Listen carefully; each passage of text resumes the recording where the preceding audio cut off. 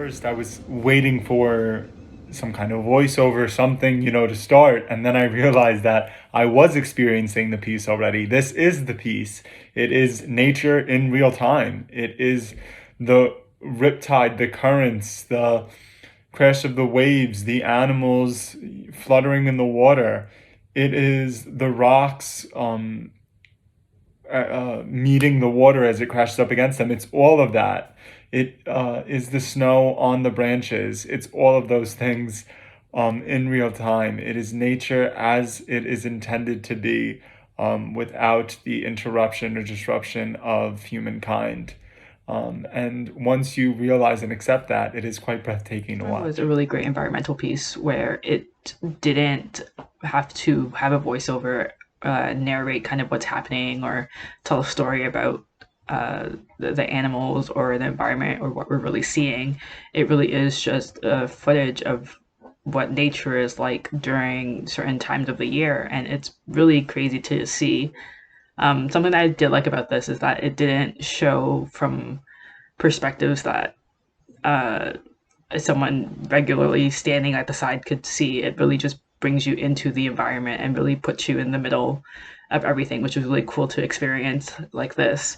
And then the shots of the birds are really cool. I think it's just always so interesting to kind of see birds fly against crazy winds and just kind of seeing how wild that experience must be for them trying to fly from one place to another. But yeah, it was just really beautiful to see. I really love the trees and the ice shots on them. It's always one of my favorite things to see in the winter. So yeah, this was really, really great, really effective. Really basic premise, just a sort of nature documentary style look at the movement of water through, I believe it said it was Lake Michigan. I really liked how atmospheric this short was.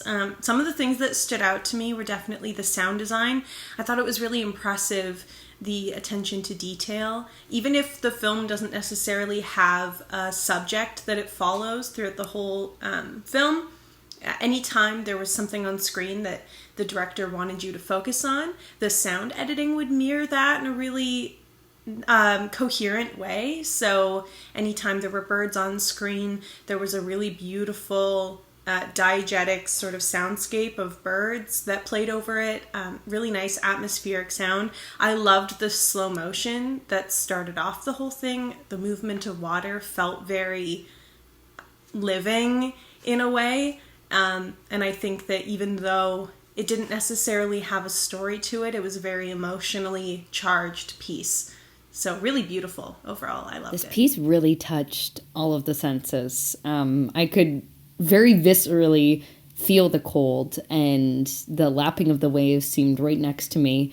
The salty brine in the air I could smell, and it really did capture that majesty of nature, but also the cruelty of nature, and birds seeming somewhat delicate, but being able to withstand those conditions. So there was a tranquility to it, but also that chaos and the force of nature as well, which made for a really interesting interplay and was quite beautiful to watch. But I was glad I had my blanket because it made me kind of chilly. Extremely serenic. I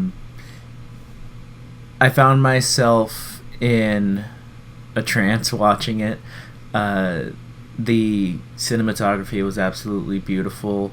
Just watching the birds, like, as they flew, just seeing the wings in motion and like what it takes to be able to keep their bodies in the air like that. Something about it was extremely mesmerizing, but I thoroughly enjoyed my time watching it. It's a really beautiful documentary short film with gorgeous footage, really great music to go with it, really calming and relaxing to watch. I really enjoyed it, but it was great. Wow, that was impressive. One of those films that really make me miss being in an actual theater. It was just so well shot. The photography in that, the colorization, I really enjoyed. It was just the deep focus It's like you really wanted to see it on a big screen, almost in a cinesphere. The more immersive, the better, because the richness of the images, the quality of the sound scape that associated with it. I thought the way that it was all presented in slow motion, you could see like the individual drops rising up from the waves. You could almost I almost felt like I could see expressions on the birds' faces. It was just that real and present and immersive is the word, I guess, that I come up with. So yeah, it was just gorgeous. Loved it. I'd like to see more. What a beautiful, beautiful movie! Wow, it was just absolutely wonderful. A team of three put this piece. I want to thank these guys for doing this, because it was just a wonderful experience to see this. Lake Michigan, I'd never been there. I didn't know it was this beautiful. So thank you for gifting that to me. It was really wonderful to see the birds flapping against the wind and on the water, just the snowstorm over the crashing waves. It's absolutely gorgeous. It was a nice experience. It's a nice experience just to live in, to watch this. And of course, it's a learning experience as we see, just all the forces of nature at work here on the shore of Lake Michigan. And, and it makes us obviously think about how we want to preserve all this goodness for the future. I'm glad that this has been preserved. This section of this part of the earth has been preserved in such a beautiful way. The music was great too. Loved the use of music and how it built. The whole thing had a majesty to it. The whole film had a whole majesty and a real effect. It was quite lovely. So thank you again to the filmmakers for helping me and letting me experience this, because it was quite wonderful. And I hope this gets out there and gets seen.